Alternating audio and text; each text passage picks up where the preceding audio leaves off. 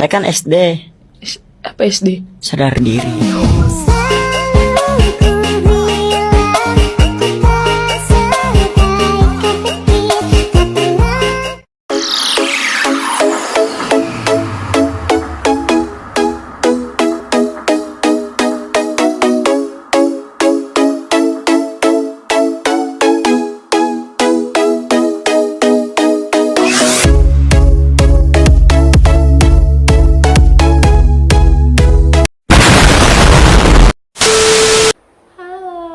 Assalamualaikum warahmatullahi wabarakatuh. Salam sejahtera untuk saya, untuk kita semua.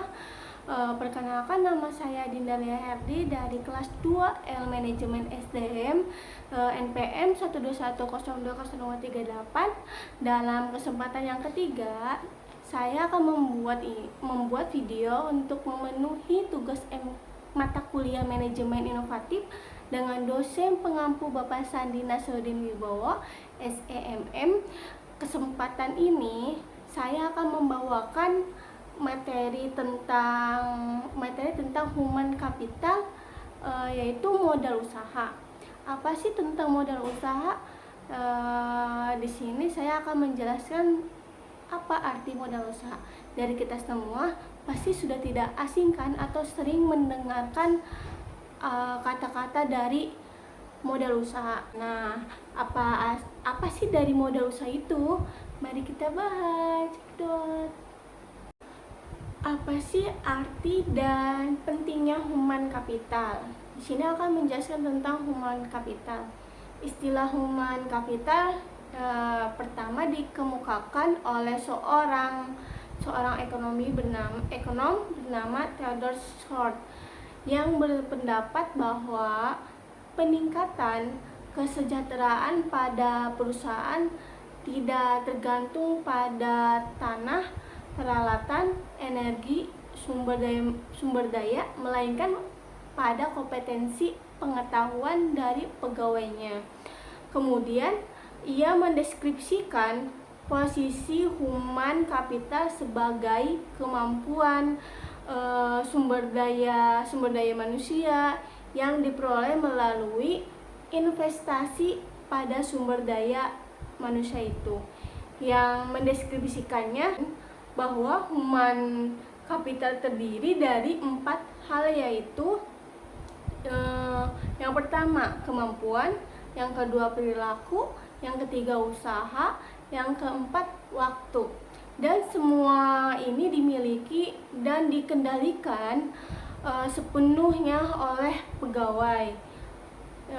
Yang selanjutnya tuh untuk mendeskripsikan human capital sebagai kombinasi dari 4 faktor itu tersebut sebagai berikut, yaitu yang pertama yaitu karakteristik atau sifat yang dibawa pada pekerjaan, misalnya inteligensi, energi, sikap positif, kendala, komitmen.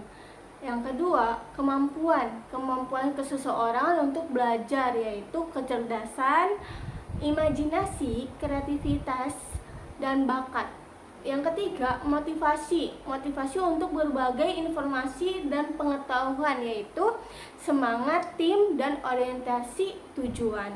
Peran human capital sebagai kunci keunggulan organisasi. Kunci keunggulan organisasi terdiri dari 3 kelompok utama dari aset perusahaan, yaitu 1. Aset finansial, misalnya uang tunai dan surat berharga, aset disebut financial capital. Yang kedua, terdiri atas peralatan, gedung, dan tanah. Yang ketiga, aset tak terwujud, modal organisasi, aliansi, bisnis, pelanggan, merek, reputasi, modal intelektual. Hubungan kompetensi karyawan dengan human capital. Dalam meningkatkan kompetensi karyawan, tantangan untuk yang harus diperhatikan yaitu kompetensi harus sesuai dengan strategi bisnis, dan kompetensi perlu diciptakan melalui lebih dari satu mekanisme. 5. Cara untuk meningkatkan kompetensi karyawan, yaitu 1. Mengganti SDM yang lama dengan yang baru dan memiliki kualitas yang lebih baik. 2. Membangun investasi dilakukan terhadap SDM untuk meningkatkan kualitasnya menjadi lebih baik. 3. Meminjam. Menggunakan konsultan atau partner efektif memungkinkan berbagai pengetahuan dan desain kerja baru. 4. Melambung. Perusahaan harus mengeluarkan karyawan yang bekerja di bawah standar. 5. Mengikat karyawan jangan keluar merupakan tindakan kritis pada semua tindakan.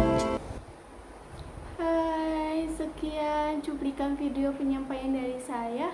Bila ada salah kata, mohon dimaafkan. Bye-bye. Assalamualaikum warahmatullahi wabarakatuh.